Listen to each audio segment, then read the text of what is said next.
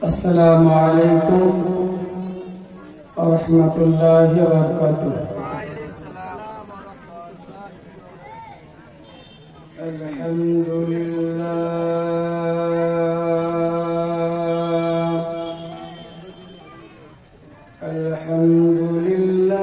नहमदुहु व नस्तईनुहु व नस्तगफिरुहु व नु'मिनु बिही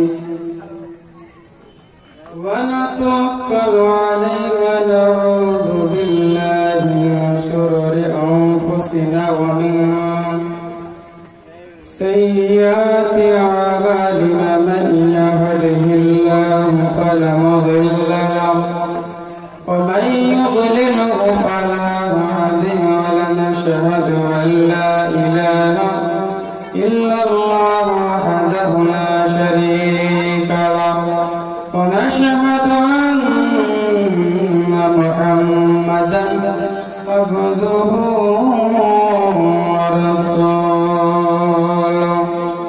अम्मा बअद फअऊज़ु बिल्लाहि मिनश शैतानिर रजीम। बिस्मिल्लाहिर्रहमानिर्रहीम। कुल इन कुंतुम तुहिब्बूनल्लाह फत्तबिऊनी युहब्बुकुमुल्लाह। सदक़ल्लाहुल अज़ीम व सदक़ रसूलुहुन नबियुल अमीनुल मतीनुल करीम व नहनु अला ज़ालिका लमिनश शाहिदीन व शाकिरीन वल्हम्दुलिल्लाहि रब्बिल आलामीन। समस्त तारीफ और प्रशंसा से महान अल्लाह पाकेर জন্য, যিনি আসমান থেকে ঝুলন্ত অবস্থায় ঝুলিয়ে রেখেছেন, জমিন থেকে বিছানার মতন বিছিয়ে রেখেছেন। তার প্রতি শুকরিয়া আদায় করে সকলে মিলে উচ্চ আওয়াজে বলে আলহামদুলিল্লাহ। তারপরে নবী, আমাদের নবী, সারা বিশ্বের নবী, যে নবীকে না সৃষ্টি করলে গাছপালা, পাহাড়, পর্বত, নদী, নালা আল্লাহ তাআলা কিছু সৃষ্টি করতেন না। 18,000 মাখলুকাত আল্লাহ তাআলা কিছু সৃষ্টি করতেন না। সেই নবীর উপরে হাজার হাজার লাখ লাখ দরুদ সালাম বর্ষিত। সকলে মিলে উচ্চ আওয়াজে বলি আল্লাহুম্মা আমিন। জয় কোরআন শরীফে 6,666 আয়াত, 114টি সূরা, 7টি মঞ্জিল দেখলাম। ওই কোরআন শরীফে আল্লাহ তাআলা বলছেন কি, কুল ইন কুনতুম তুহিব্বুনাল্লাহ ফাত্তাবিউনি ইউহিব্বুকুমুল্লাহ। আল্লাহ তাআলা বলছেন, কুল বলে দিন, আমি আল্লাহকে পেতে হলে নবী তোমার ইত্তেবা করতে হবে, নবী তোমাকে ভালোবাসতে হবে, না হলে আমি আল্লাহকে কিন্তু পাওয়া যাবে না। তাহলে আল্লাহ তাআলাকে পেতে গেলে রাসূল সাল্লাল্লাহু তাআলা আলাইহি ওয়াসাল্লামকে ভালোবাসতে হবে। আমি সংক্ষিপ্ত সময়ের মধ্যে আমি আলোচনা করে আপনাদের বক্তা সাহেবকে দিয়ে দেব। তাহলে রাসূল সাল্লাল্লাহু তাআলা আলাইহি ওয়াসাল্লামকে ভালোবাসতে হবে। ভালো যদি না বাসি, নামাজ পড়ি, হজ করি, যাকাত দিই, সব ব্যর্থ হয়ে যাবে, কাজে লাগবে না, সব বাদ হয়ে যাবে। কেননা সর্বপ্রথম হচ্ছে নবীর ভালোবাসা গে, নবীর ভালোবাসা গে। একটা নবীর সাহাবী ছিলেন, তিনার নাম ছিলেন হযরতে বিলাল রাদিয়াল্লাহু তাআলা আনহু। বড় নবীকে ভালোবাসতেন। রাসূল সাল্লাল্লাহু তাআলা আলাইহি ওয়াসাল্লাম যখন ইসলাম ধর্মটা প্রচার করেছিলেন, সে হযরত বিলাল রাদিয়াল্লাহু তাআলা ইসলাম ধর্ম গ্রহণ করেছিলেন।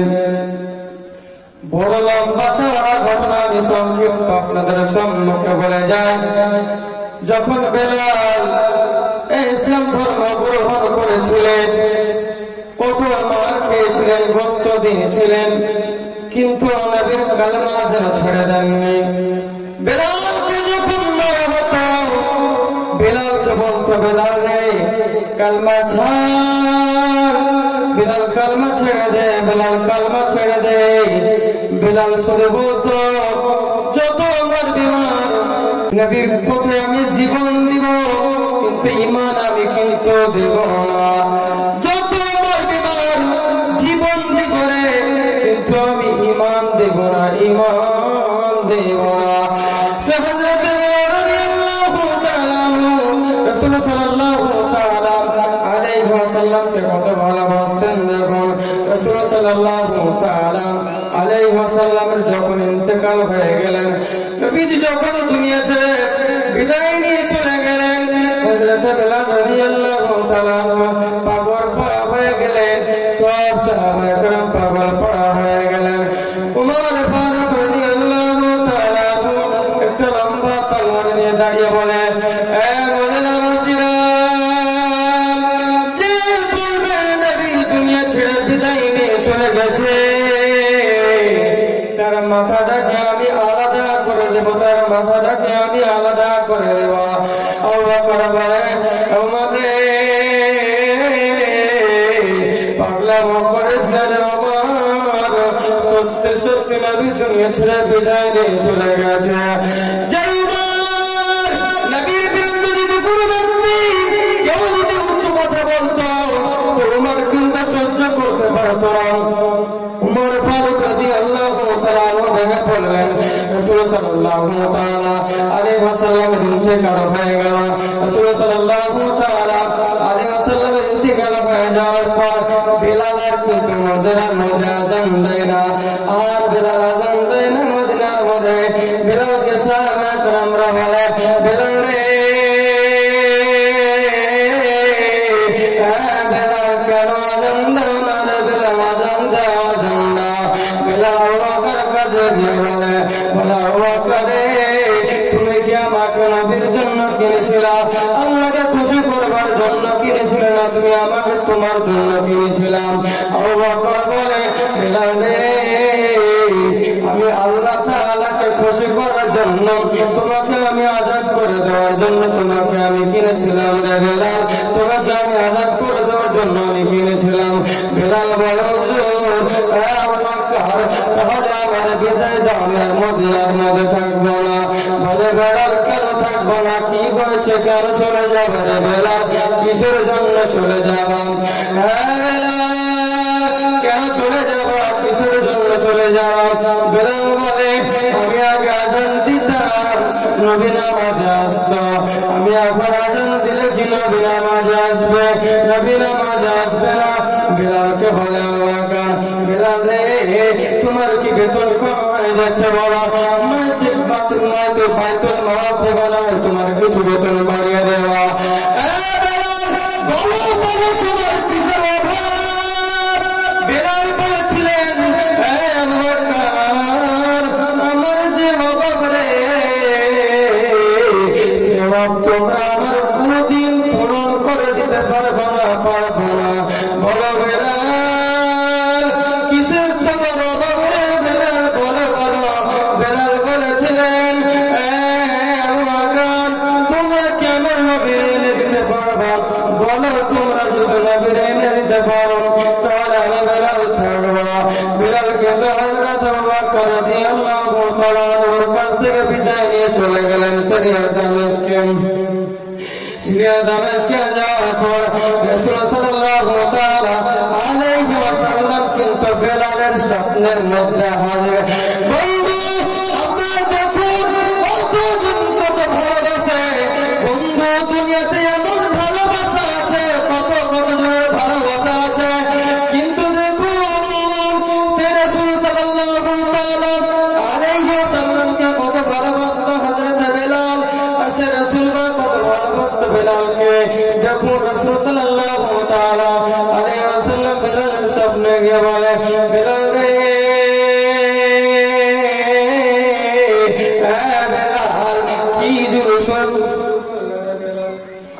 জুলুম শুরু করলে, কি হয়েছে, তুমি কেন মদিনার মধ্যে আসো না বেলাল বলে বেলাল বেলাল আয় আয় বেলাল নবীর জিয়ারতে আয় বেলাল আয় নবীর জিয়ারতে আয় হযরত বেলাল রাদিয়াল্লাহু তাআলা মদিনায় গিয়েছিলেন মদিনা যাওয়ার পর রাসূল সাল্লাল্লাহু তাআলা আলাইহি ওয়াসাল্লামের রওজা মুবারক পাশে চলে ধরে ধরে কান্দে আর বলে বলো হুজুর গো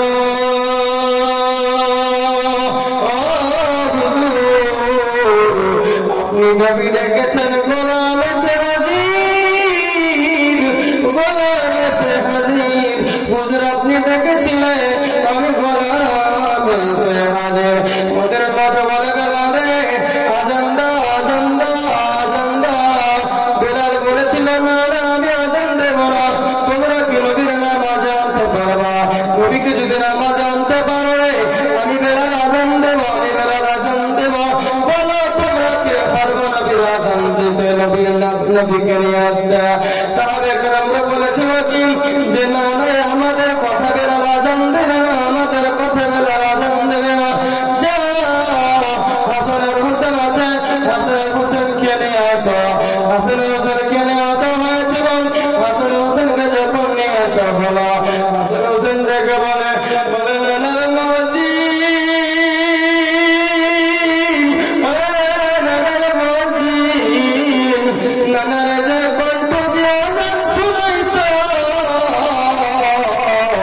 আমাদের আজান শুনা বেলাল সে হাসান আর হোসেন বুকে মাথা ঢাকা ঢাকা ঢাকা কান্দে বেলালের শুধু মাথা ঢাকা ঢাকা কান্দে বেলাল স্ত্রীতে থাকতে পারে বেলাল আজান দিতে গিয়েছিলেন বেলাল আজান দিয়েছিলেন আল্লাহু আকবার বলেছিলেন আশহাদু আল্লা ইলাহা ইল্লাল্লাহ যখন বলেছিলেন পুরো মদিনার লোকেরা কিন্তু দৌড় দিয়েছিল ঘর থেকে নবী মুঝে ফিরে আসছে রে নবী মুঝে ফিরে আসছে রে নবী মুঝে ফিরে আসছে নবী মুঝে ফিরে আসছে রে নবী মুঝে ফিরে আসছে হযরত বেলাল রাদিয়াল্লাহু তাআলা আনহু যখন আশহাদু আন্না মুহাম্মাদার রাসূলুল্লাহ বলেছিলেন পুরো মদিনার মাটিগুলি তত্তর তত্তর করে কাঁপতে লেগেছিল হযরত বেলাল কিন্তু অজ্ঞান হয়ে গিয়েছিল হযরত বেলাল অজ্ঞান হয়েছিল